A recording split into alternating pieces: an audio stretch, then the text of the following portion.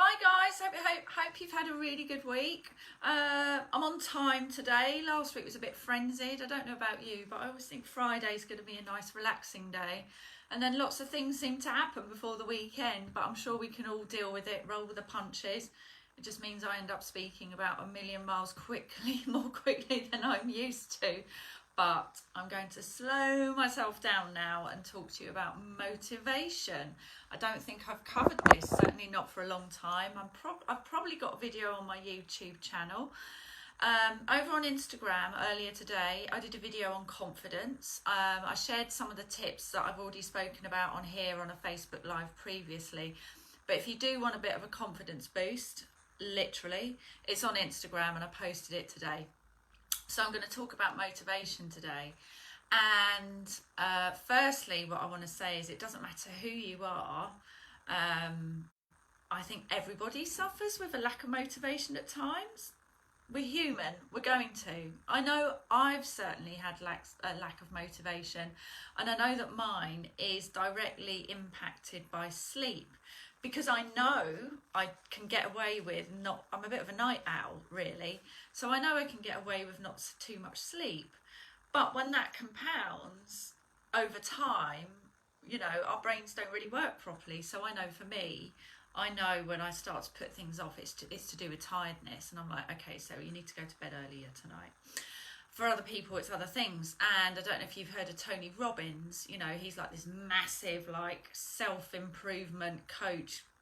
I hate the word guru, but guru, I suppose. Hi, Francesco. So even he admits to having moments and bouts of motivation lulls. It's natural for it to ebb and flow. Sometimes our energy goes up and down, depending on what else is happening in our lives. So if you are feeling like that, don't beat yourself up. It just sometimes happens. And sometimes, you know, doing nothing is still a decision. And when I mean doing nothing, people, I really mean doing nothing. So it could just be flopping out and just disengaging your brain. And I've got a lot better at that since I've grown up a bit really and got a bit older, because I used to be like bang, bang, bang, bang, like a machine with my goals and everything, which is great. I got a lot done, but then I realised it wasn't sustainable. So sometimes doing nothing is a decision, and that's okay. And as I said, even the most successful people in the world have moments where they sort of have an ebb and flow of motivation. It's completely natural. So of course, as I always say, there's a foundation of sleep, a foundation of exercise, a foundation of eating well, getting the right nutrients, making sure your health's okay. As I always say, that's the foundation of the house. Some of you that I know have watched my videos before will have heard me saying that. Now, what I do want, obviously as a coach, I believe in setting goals and having direction and purpose, because typically that means as human beings, you know, science is showing that if we've got something we believe in and we're working towards, whatever that may be, we tend to be happier. Otherwise, we're just kind of drifting. Some people, you know, really are not into setting goals and things like that, so that's fine. That's absolutely fine. So what I want you to make sure is if you have got some goals in your life and things you're working towards, you're not trying to do too much. Because sometimes when we do too much, we start running on empty. It's like a clockwork toy, you know, when you wind up a toy and it's like, and then it stops. So just make sure that you're not taking on too much. You've not got too many goals going on at the same time, particularly if they're big goals. Now, we have goals in life that are called maintenance goals. So for example, drinking water every day. When we do something that becomes a habit, then that's just a maintenance goal really. It's just something we do every day and it becomes a habit. Exercising 3 times a week, for example, could be a maintenance goal. You know, goals, when I mean goals, I mean something that we're really working towards that requires a bit more effort and energy from us. It may well be fitness and exercise. If you've never exercised before, for you to get from like 0 to 3 times a week, it's going to be kind of like a big exertion for you, particularly if you feel like I don't like exercise and you've got to rewire that mindset. So it depends on the context and the situations, but just make sure that you're not too overwhelmed, because when we're overwhelmed, minds go and stop and they freeze at the highest point of feeling overwhelmed. So just make sure that you're not trying to do too much, because that can be exhausting and draining. And I'm a firm believer in having goals, but actually life isn't a business project. You know, we're here to enjoy it. So let's make sure those goals are really enjoyable, which is my next point.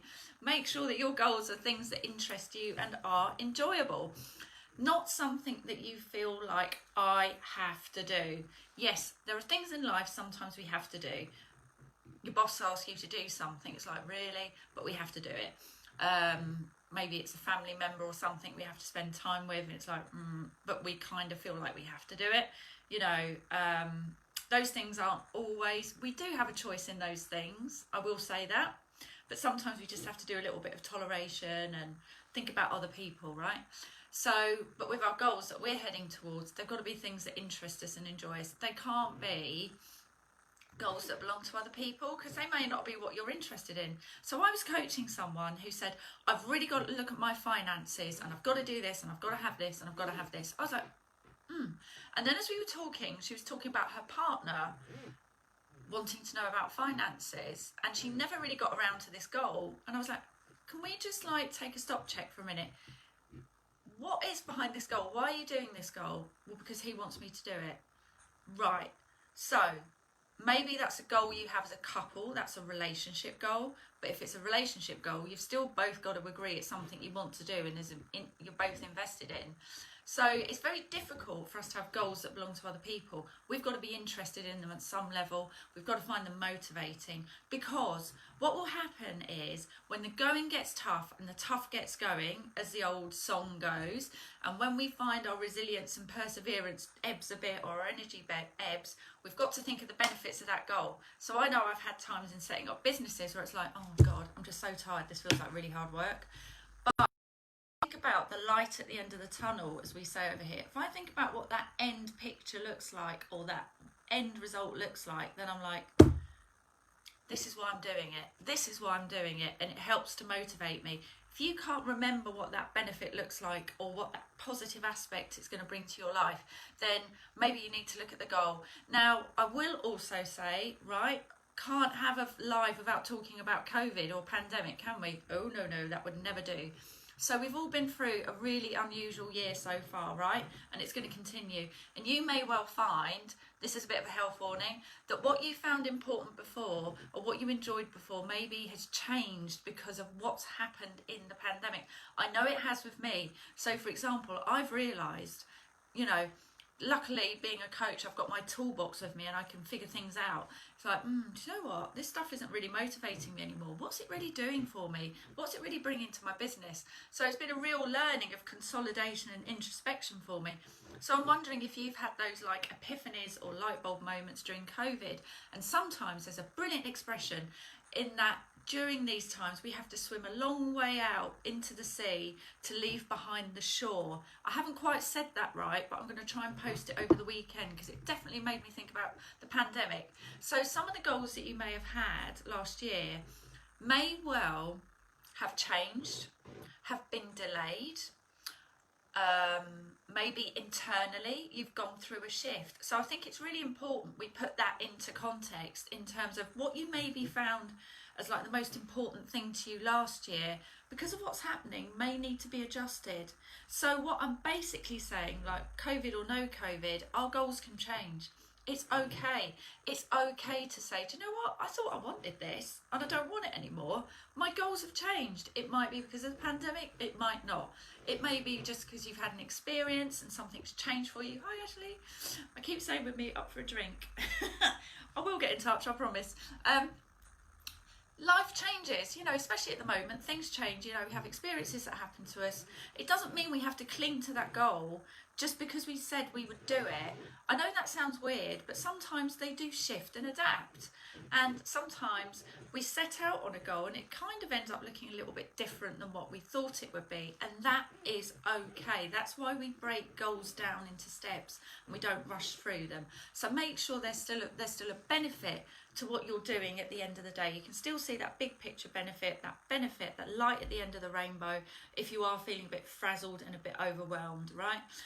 I talked before about not making sure you're not taking on too much in terms of goals, right? So maybe just focus on one or two goals, whichever goals you are looking at. And as I said, I'm not talking about maintenance goals such as phone my mum once a week. I'm talking about those bigger pieces that we're trying to strive for. We've got to make sure we break those goals down into baby steps, like almost, okay, so this is my goal for the year. So where do I want 6 months time? Where do I want to be in 3 months time? Work backwards, break it down, then break it down month by month, week by week. And sometimes you might even want to get to, well, do you know what, how many do I want to spend 15 minutes a day on this goal? Is it longer? Depends what's right for you. Depends how big the goal is as well. So make sure that you are breaking it down, you know, into steps.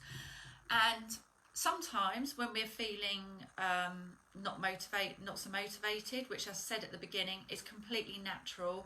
We all have those times, even like the people that seem like superhuman people that are full of beans and energy, like Tony Robbins, or even Oprah Winfrey. You know, they all have times where they're not feeling as energetic as usual, and that's okay. That's okay, as long as it doesn't last forever. We all have those ebbs and those flows. But where can you find some inspiration? What inspires you? Is it listening to a podcast that relates, say it's setting up a business, maybe there's a podcast like Gary Vaynerchuk, Gary V, he's amazing, I love his stuff, that really empower you. You know, maybe it's a book like Rich Dad Poor Dad, you know, fantastic book. Maybe it's, you know, going for a walk. If you've got a hobby that's to do with arts and crafts, maybe it's looking on Pinterest and seeing some images, or, you know, stuff like that, or taking a course. Just see if you can get back into the inspiration, as long as you still know that you want that goal at the end of the day. Plot your progress, make sure you're celebrating your successes along the way. That's really, really important, because otherwise we can rush through things, rush, and forget to enjoy them along the way. So make sure we are celebrating those successes along the way. The other thing you can do, and a lot of people talk about it, is that you make your goals public. So some people do it on Facebook. They say, I'm just going to tell you now that I intend to lose 2 stone by Christmas. I know that I've got a friend of mine who has been consistently posting her health updates on social media. In fact, several friends have been doing that. And I know that because it's related to health, people genuinely have, you know, on the whole, their best interests at heart, and their friends, and they encourage you.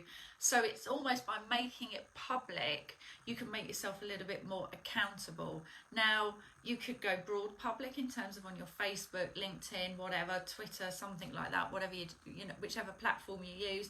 Or you could tell a group of friends, do you know what, guys, I'm looking to do this. Do you know what, could you hold me accountable and just remind me if I start slipping? Maybe that works for you. Of course, coaches, mentors, you know, people that can be unbiased, can really, really help you as well. And a large part of my role is about accountability, because we're very good at human beings of saying, oh, well, I can't really do this. Oh, I didn't really have time. You know, and as I said, we all have times where we're a bit like, less energy. But we don't want that to carry on for too long if we want things to change in our life. So you can make it public. Stick with it. I know it sounds really simple, but stick with it. And I don't know where you guys get your energy from, but sometimes talking to people about your goal and getting really excited about it really, really helps. So getting excited can really, really, really help. So that's a really good thing to be able to do, and think about those benefits. Focus on your why. What's the purpose? What is your purpose in your life? Is it simply, well, I say simply, it's quite a challenge for some people apparently, to be happy? Is it to help people in the community? Go back to your why question. Why do you do what you do? And focus on, you know, sort of really make sure your goals are linked to your why. Deconstruct any fears that pop up. When we try and make a change, our ego sort of pops up going, can't do this, can't do this. So deconstruct them. I've got loads of videos on YouTube, and I've done loads on here about talking to yourself positively. So we need to exercise the brain gym, get it working for us in the right way, because our ego will get in the way, and we'll hear that little voice kind of dimly saying, or loudly saying, well, you can't do this, you can't do that, well, who do you think you are, you're too old, you're too young, blah, blah, blah. All phrases, all sorts of things, or funny behaviours. You know, when we do things sometimes and think, why did I do that? Sometimes that's us getting in our own way. Break your tasks down. You know, if they are daily tasks, break them down into smaller chunks. Get some help. So, for example, I think as the lady that helps me on social media, Amana will tell you, I don't like technology very much. Now, that's because I don't have the time to sit there and learn and do all these different courses about things. I'm sure I get interested in a lot of things. That's my problem. I have to like manage myself because I get really enthusiastic about stuff, right? So I outsource stuff. So I've got an amazing lady called Zoe. If anyone wants her number or any help, she's fantastic. She's my virtual assistant. So she helps me out like Amana does with some social media stuff because I haven't got the time to do everything. I can't be an expert in everything. And it's like, do you know what? If I can get those guys to help me on these sorts of things, then it helps me to be able to focus on what I really enjoy and what I'm good at, which is coaching my clients and doing some of the other in-house work that I do. So that's what I'd really sort of advocate is, you know, by all means, if you've got all the time in the world, do everything yourself when you want to. But if there's stuff you don't enjoy and you can outsource it, what's the point, you know, unless you want to become an expert in everything. Kickstart your day. So studies have shown that people that do get up early, a little bit early, to focus on their goals, to meditate, to practice gratitude, tend to be more successful in achieving those goals.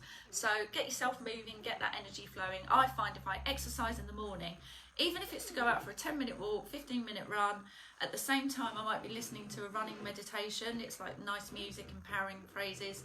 I find that kind of really sets me up for the day, and have little breaks through the day that really energize you. So yeah, it's all, those are all about the habits that we get into. So what else do I need to say? I think that's it really. I've given you loads of tips. So just to summarise, it's natural sometimes for our motivation to ebb and flow. We need to make sure our goals are sort of really exciting to our passion and what we're looking to do, big picture wise. Break them down, speak to your friends, make them public. Start your morning with a bang, deconstruct your fears, break it down into baby steps, find inspiration. By all means, chill out and take some time off if you need to. Make sure you haven't got too many big goals going on at the same time, and stick with it because it will be worth it. Just think about how that goal is going to feel at the end of the day when you're like, yes, I've nailed it. Anyway, have a great weekend. Take care. See you soon. Bye.